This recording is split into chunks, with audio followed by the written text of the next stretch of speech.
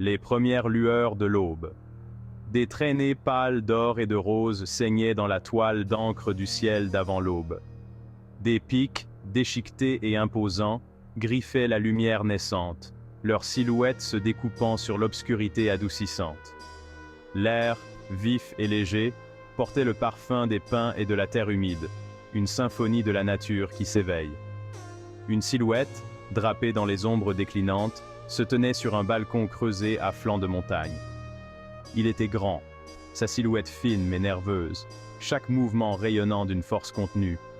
Ses longs cheveux, couleur d'ailes de corbeau, étaient tirés en arrière, révélant des pommettes saillantes et des yeux qui détenaient la sagesse d'innombrables levées de soleil. Une profonde inspiration. L'air froid emplit ses poumons, vivifiant, familier. Il reflétait le calme glacial qui s'était installé en lui, un contraste saisissant avec les rêves tumultueux qui s'accrochaient encore aux confins de son esprit. Des rêves de feu, de cris, de sang tachant la neige de pourpre. Il les repoussa, ces fantômes du passé, son regard fixé sur l'horizon. Aujourd'hui était un nouveau jour. Le soleil perçait à travers les nuages, illuminant la vallée de ses rayons dorés.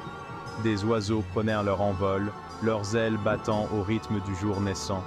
Il fit un pas en avant, prêt à embrasser les promesses du jour nouveau. Sa main, calleuse et forte, reposait sur la rambarde usée. Un réseau de fines cicatrices, presque invisibles dans la faible lumière, sillonnait sa peau, chacune d'elles un témoignage silencieux de batailles menées et gagnées. Elles étaient une carte de son passé, un rappel tangible de la vie qu'il avait laissée derrière lui. Les épreuves, la nature impitoyable du monde, il les connaissait bien. Il avait vu des empires s'effondrer et renaître de leurs cendres, avait été témoin à la fois d'une cruauté inimaginable et d'actes de dévouement à couper le souffle. Ces expériences avaient laissé leur marque, gravant des rides de lassitude autour de ses yeux, une pointe de mélancolie dans son expression par ailleurs stoïque. Mais elles avaient aussi forgé en lui une résilience à toute épreuve, un cœur d'acier trempé par le feu. Il avait appris à lire le langage subtil du vent, à anticiper les caprices du destin, et il avait appris que même dans la nuit la plus sombre, une seule étincelle d'espoir pouvait déclencher un brasier qui éclairerait le chemin à suivre. C'était un survivant. Et aujourd'hui, il allait avoir besoin de chaque once de sa force, de chaque parcelle de sa ruse, pour naviguer sur le chemin semé d'embûches qui l'attendait. Le poids de son expérience était à la fois un fardeau et une source de sagesse inestimable, un guide pour les jours à venir. Des pas, légers et précipités, brisèrent le silence. Une jeune femme, le visage encore marqué par le sommeil, s'approcha, la tête inclinée en signe de respect. Ses robes simples, couleur de jade fané, la désignaient comme une servante de la maison. Pourtant ses yeux, grands et intelligents, laissaient entrevoir quelque chose de plus. « Maître », murmura-t-elle, sa voix à peine un murmure. « Le thé du matin est prêt. » Il fit un signe de tête, le regard toujours rivé sur les pics lointains. « Vous pouvez l'apporter. » La jeune femme hésita, ses doigts tordant nerveusement le tissu de sa manche. Il sentit son malaise, la question tacite qui tremblait sur ses lèvres.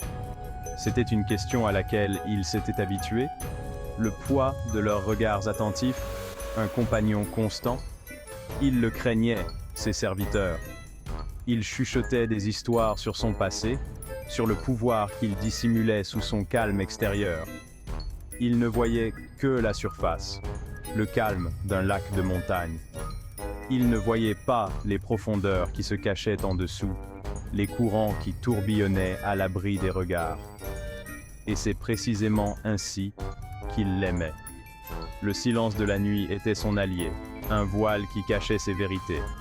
Il se déplaçait avec une grâce silencieuse, chaque mouvement calculé, chaque geste mesuré. Les secrets étaient sa monnaie, et il en possédait la clé. Derrière chaque porte, une nouvelle énigme, un nouveau mystère à découvrir. Et dans l'ombre, il trouvait son pouvoir, un pouvoir que peu comprenaient. Un sourire se dessina sur ses lèvres, un sourire qui en disait long sur les secrets qu'il gardait. La cérémonie du thé était un rituel, précis et apaisant. Chaque mouvement, du cliquetis délicat de la porcelaine contre l'argile à la vapeur parfumée s'élevant de la tasse, était chargé de sens. C'était une pratique qu'il avait adoptée il y a des années, trouvant un réconfort dans son rythme méditatif, un moyen de calmer la tempête intérieure. Il sirota le thé lentement, savourant l'amertume subtile sur sa langue. C'était un mélange unique à ces montagnes, infusées d'herbes réputées pour leurs propriétés réparatrices. Il se souciait peu de telles rumeurs, mais il ne pouvait nier l'effet calmant qu'il avait sur ses nerfs, affermissant sa main et concentrant son esprit. Pendant qu'il buvait, ses pensées dérivèrent vers le passé, vers une époque où le poids du monde ne pesait pas encore sur ses épaules. Il se souvenait d'une petite maison de thé nichée sur une place de marché animé, l'odeur du jasmin et des épices flottant dans l'air. Il se souvenait d'une femme, son rire aussi éclatant que la soie qu'elle portait, ses yeux pétillants de malice alors qu'elle lui versait une tasse de thé parfumé. Une pointe de nostalgie, vive et soudaine, lui transperça le cœur. C'était une douleur avec laquelle il avait appris à vivre, une douleur constante qui lui rappelait tout ce qu'il avait perdu. Il repoussa le souvenir, sa main se resserrant sur la tasse de porcelaine chaude. Le passé était révolu. Il devait se concentrer sur le présent, sur les défis qui l'attendaient. Il prit une profonde inspiration, laissant la sérénité du moment l'envahir. Il se leva, prêt à affronter ce qui l'attendait.